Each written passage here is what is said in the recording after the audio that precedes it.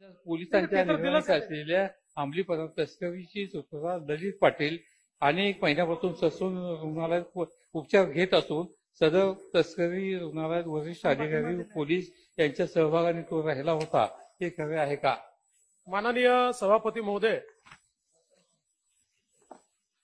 याच्यामध्ये प्रश्न जो विचारलेला आहे सन्माननीय सदस्यांनी, तस्करीमध्ये पोलीस आहेत का? तर तस्करीत पोलीस नाही, पण जी काही त्यांनी ड्युटी करायला पाहिजे होती ती ड्युटी त्यांनी योग्य प्रकारे केली नाही. एक प्रकारे त्याला मदतच त्यांनी केलेली आहे आणि म्हणून त्या ठिकाणी पोलिसांवर आपण कारवाई केली आहे. आणि विशेषतः जसं मी मागच्याही काळात अनाऊन्स केलं होतं की ड्रग्सच्या संदर्भात झिरो टॉलरन्स पॉलिसी आपल्याला ठेवायची आहे. त्यामुळे याच्यामध्ये 4 पोलीस हे आपण बडतर्फ केले आहेत 311च्या अंतर्गत. त्यातल्या 2घांना अटक झाली आहे आणि त्याच्या व्यतिरिक्त 6 अजून पोलीस हे आपण त्या ठिकाणी निलंबित केलेले आहेत. असे एकूण 10 जणांवर याच्यावर कारवाई ही करण्यात आलेली आहे. हे प्रकरण आपण सीबीआयला देणार आहात का? माननीय सभापती महोदय, जो प्रश्न या ठिकाणी भाऊंनी विचारला, पहिल्यांदा तर हे जे अधिष्ठाता होते संजीव ठाकूर यांना कार्यमुक्त करण्यात आलेलं आहे आणि त्यांना अटक करण्याची आवश्यकता असेल तर कुठेही मागे पुढे पाहिलं जाणार नाही. शेवटी आपण तुम्ही अटक करणार का आणि मी अटक करणार असं आपल्याला सभागृहात सांगता येत नाही, ती एक न्यायिक प्रोसेस आहे. पण त्या संदर्भात त्यांचे धागेदोरे काही जरी सापडले, कोणाचेच, त्यांचे व्यक्ती म्हणून मी म्हणतच नाही, तर निश्चितपणे त्या संदर्भातली कारवाई ही या ठिकाणी होणार आहे. आपण जे सांगितलं ती वस्तुस्थिती आहे की एक प्रकारे आंतरराष्ट्रीय स्तरावर हे षडयंत्र चाललेलं आहे. पुढे काही प्रश्न कदाचित आज ते चर्चेला येणार नाहीत, पण जसं मागच्या काळामध्ये आपल्याकडे किनाऱ्यावर वाहून आलेले काही आपल्याला ड्रग्ज सापडले, त्याच्यावर पाकिस्तानचा शिक्का आहे आणि त्याला म्हणजे जे काही त्यांनी पॅकिंग केलं होतं ते मेड इन पाकिस्तान आहे, आतमध्ये ड्रग्ज होते. तर एक हे षडयंत्र चाललेलंच आहे. पण त्याच्यापेक्षा सगळ्यात वाईट हे आहे की आपल्याकडे आपल्या देशातले लोक हे वेगवेगळ्या प्रकारे, कारण हे काय क्युरेटेड ड्रग्ज तयार करणं थोडं सोपं आहे, वेगवेगळ्या फॅक्टरीजमध्ये ड्रग तयार होत आहे.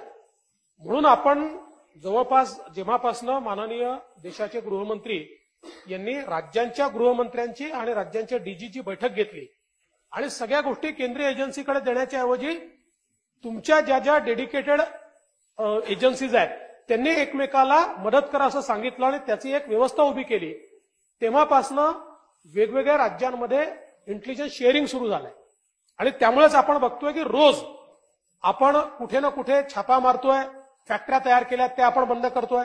आता जो ललित पाटील आहे, या ललित पाटीलने देखील अशाच प्रकारे काही लोकांना, केमिस्ट बिमिस्ट यांना धरून 2020 मध्ये फॅक्टरीच चालू केली ड्रग्सची आणि मग त्यानंतर तो पकडला गेला आणि त्यानंतर म्हणजे जे काही घडलं ते तर आपल्याला माहितीच आहे. त्यातले काही खुलासे मी नंतर देखील आपल्याला करणार आहे.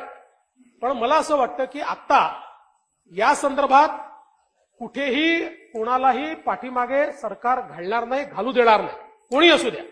कारण हा आपल्या पुढच्या भावी पिढीचा प्रश्न आहे आणि ज्या प्रकारचा हा अटॅक, हा एक प्रकारचा अटॅकच आहे, हा आपल्यावर होतोय, याचा अतिशय कडक मुकाबला झाला पाहिजे. आणि म्हणूनच पहिल्यांदा आपण नॉर्मली लोक सस्पेंड करतो, पण या केसमध्ये आपण ज्यांचा थेट सहभाग मिळाला त्यांना 311 खाली डिसमिस करून टाकलेला आहे.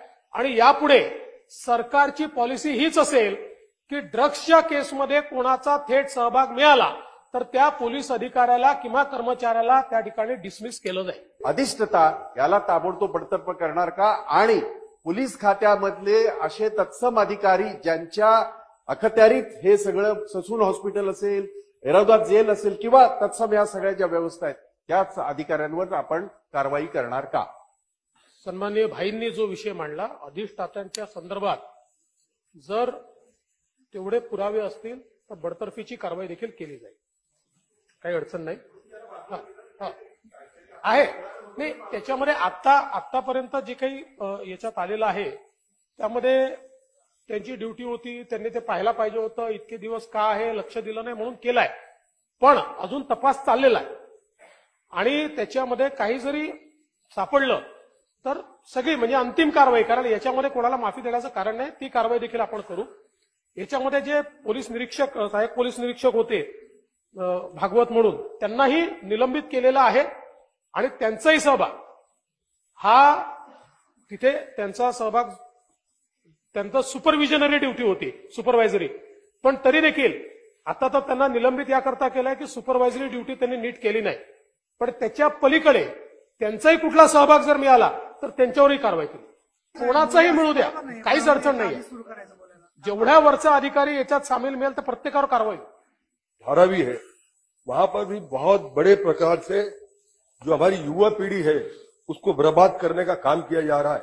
मैं आदरणीय मंत्री जी से, उप मुख्यमंत्री जी से निवेदन करना चाहूंगा कि इस प्रकार की जो बड़ा रैकेट चल रहा है मुंबई शहर में भी, उनके ऊपर भी क्या इस प्रकार की कार्रवाई की जाएगी.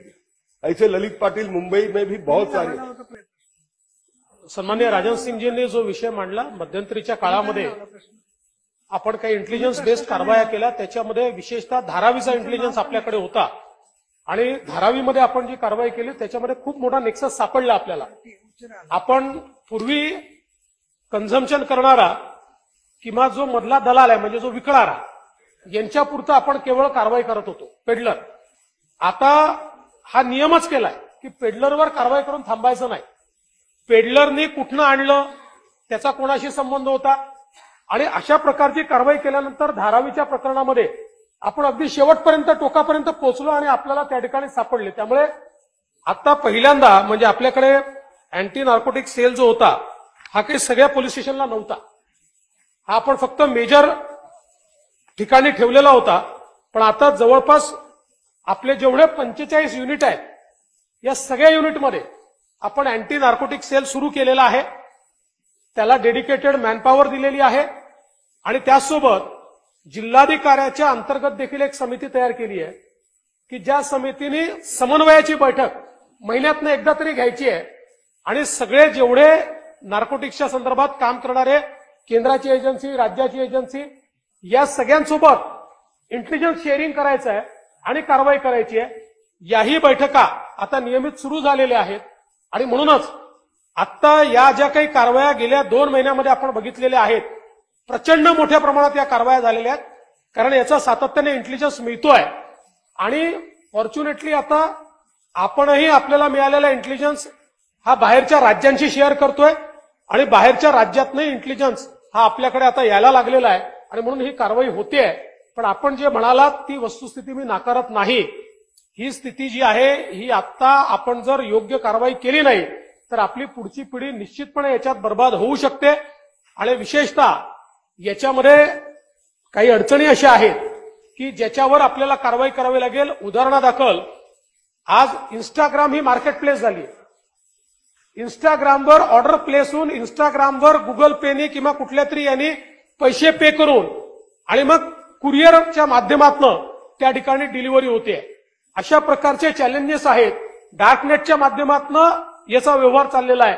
पण तरी देखील सगळ्या कुरिअर एजन्सीजला तुमचे कुरिअर तपासण्याची जबाबदारी तुमची आहे हे आपण सांगितलेलं आहे. नवीन इक्विपमेंट्स आपण घेतलेले आहेत की ज्याच्यामध्ये आपल्याला सरप्राईज चेकिंग कुरिअरमध्ये करता येईल. कारण कुरिअर आता एक मोठं माध्यम झालं आहे अशा प्रकारे ड्रग पेडलिंगचं. त्याच्यामुळे त्याही संदर्भातली कारवाई ही आता आपण मोठ्या प्रमाणात सुरू केली आहे.